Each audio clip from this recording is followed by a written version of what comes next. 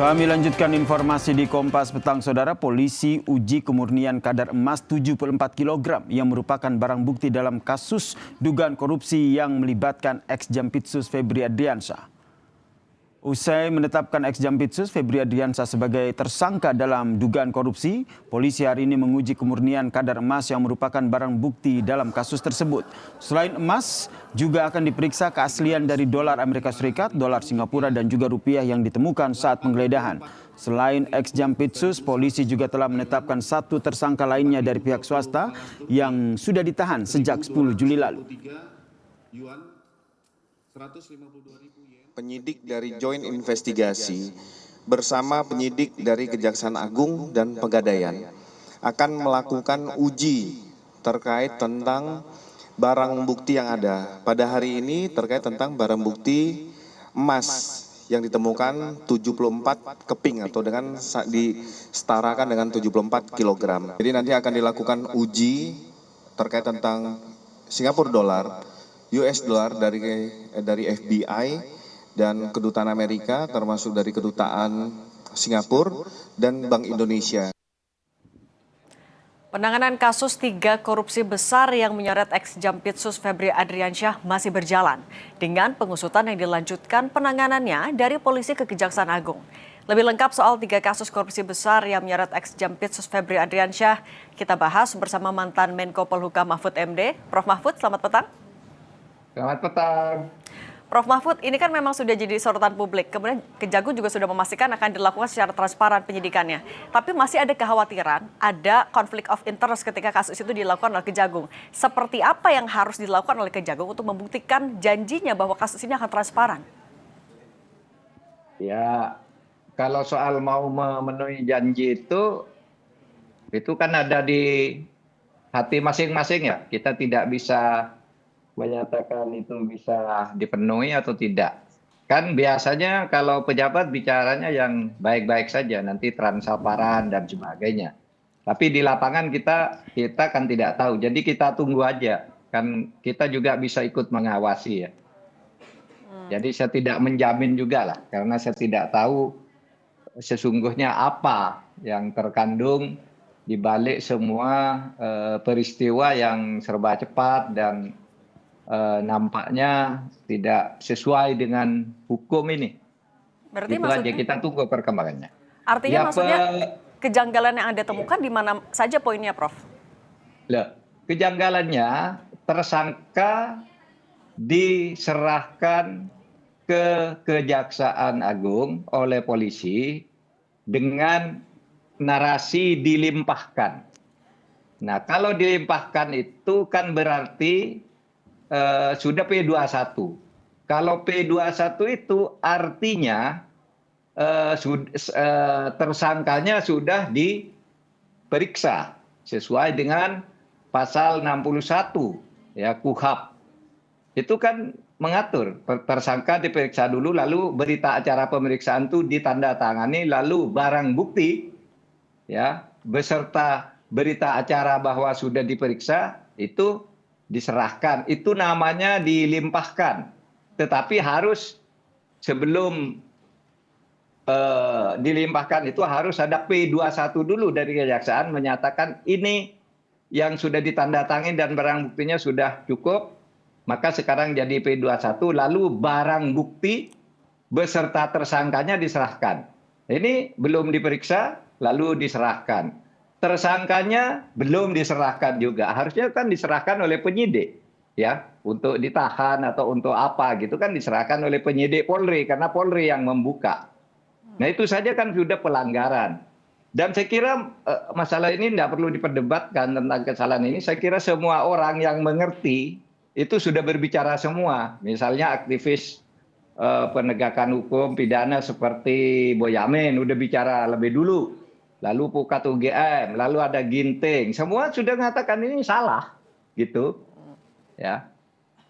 Oleh sebab itu, ya mari kita lihat perkembangannya. Kesalahan ini mau diapakan? Karena hukum itu, Mbak, hukum itu setiap term itu mempunyai arti stipulatif. Misalnya antara dilimpahkan dengan diserahkan itu kan beda. Kalau dilimpahkan tuh ukurannya hanya satu, sudah diperiksa, sudah P21 dan sudah cukup alat Oke. bukti, diserahkan.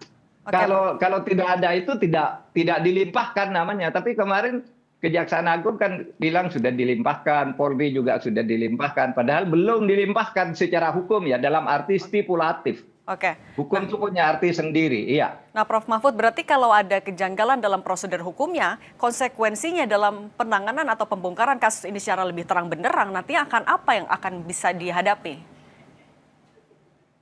Ya, pertama mungkin hambatan pertama itu bahwa penetapan tersangka itu tidak sah, gitu. Iya kan? Oleh karena tidak sah, yang disebut tersangka bisa mengajukan pra peradilan bahwa itu dinyatakan tidak sah, gitu. Oleh sebab itu yang paling praktis, yang kemarin itu dianggap tidak ada aja, gitu. Ya kan dianggap tidak ada, kembalikan ke polisi. Kan kemarin belum ada berita acara yang resmi bahwa itu pelimpahan kan. Itu hanya di dalam jumpa pers, lalu apa? Kan ada format sendiri. Dari P19, lalu menjadi P21 itu kan ada formatnya, gitu. Kalau ada ya itu bisa kalau memang itu dibuat, berarti itu bisa dinyatakan batal karena tidak memenuhi syarat, gitu.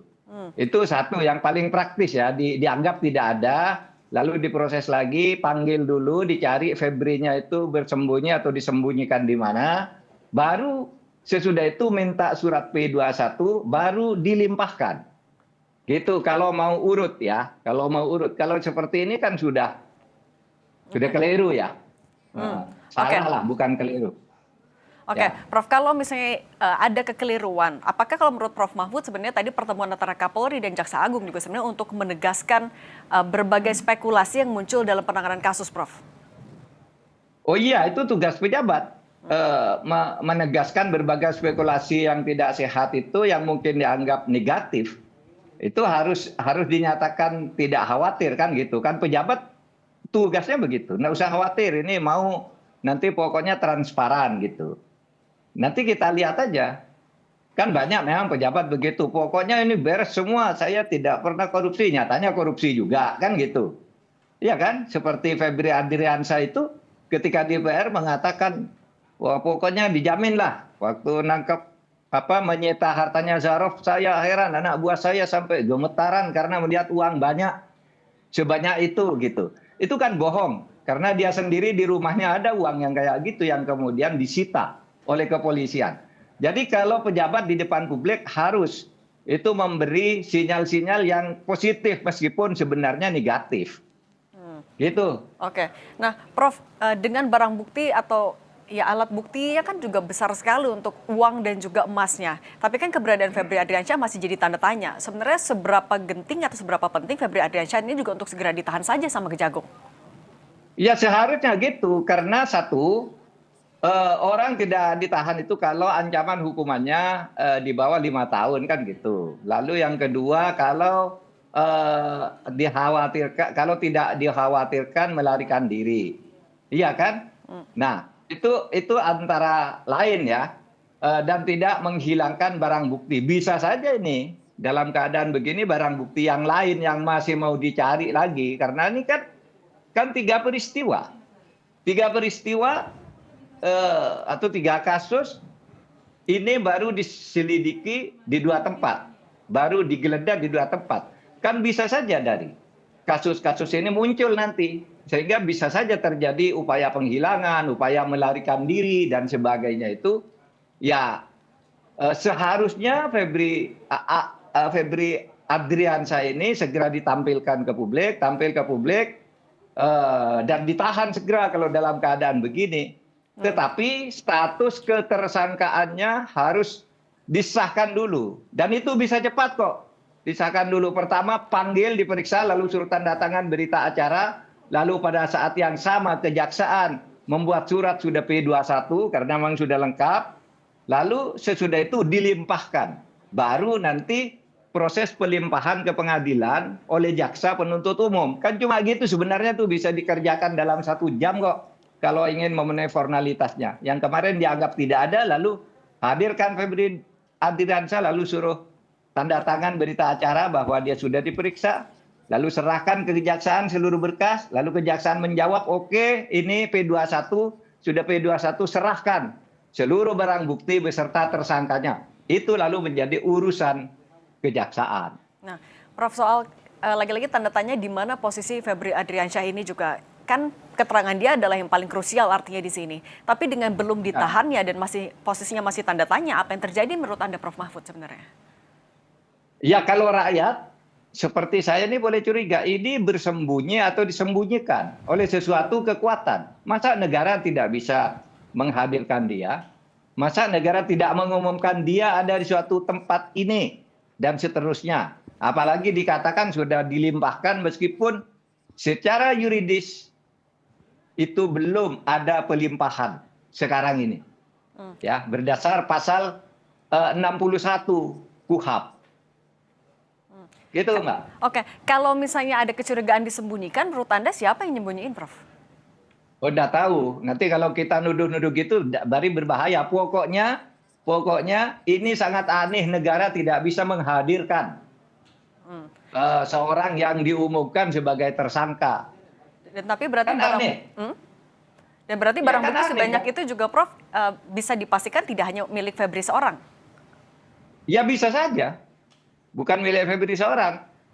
Nah, makanya dihadirkan dia. Dan menurut saya, menurut keyakinan saya, polisi itu sudah tahu uang itu dari siapa, siapa yang bawa, kan tidak sembarangan. Ya, tidak sembarangan menyita begitu. Pasti tahu ini uang dari siapa, tanggal berapa, dibawa dengan apa, tuh sudah pasti ada catatannya di polisi. Polisi kita tuh dalam hal-hal begini, asal jangan diganggu, profesional kok menemukan hal gitu. Tinggal sekarang hadirkan jaksa, lalu tunjukkan ini uang tanggal sekian, lewat mobil ini, jumlahnya sekian, yang mengirim ini tuh pasti rinci temuan polisi itu. Itu. Nah, Prof, yang juga Apalagi sekarang ini sudah beredar ya, jaringan bisnis keluarga Febri Ardiansyah ini dimuat di dalam EFU ID. Itu gila-gilaan juga tuh. Oke. Prof, yang juga jadi kekhawatiran adalah dari publik adalah jangan sampai ini dilokalisasi nanti tersangkanya hanya sampai Febri Ardiansyah saja. Kalau Anda meyakini apakah Kejagung akan bisa membongkar sampai ke tokoh-tokoh lain? Saya tidak yakin, meskipun mungkin Kejaksaan Agung selalu menjamin itu. Oleh sebab itu saya lebih setuju sebenarnya yang tidak melanggar hukum acara dan ada kepastiannya ini supaya diambil alih. Ya, diambil alih oleh Komisi Pemberantasan Korupsi.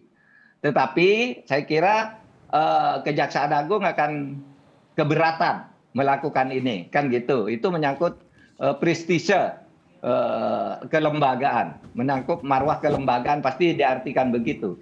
Tapi kalau sudah begini kan memang jadi masalah nanti hukum acaranya. Oke.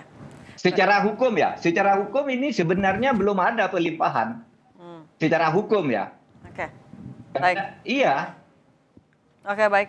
Prof Mahfud MD, nanti kita juga nantikan bagaimana janji dari Kejaksaan Agung membongkar kasus ini terang-terangnya. Prof Mahfud MD, mantan Menko Polhukam, terima kasih sudah berbagi pandangan bersama kami. Saya selalu, Prof.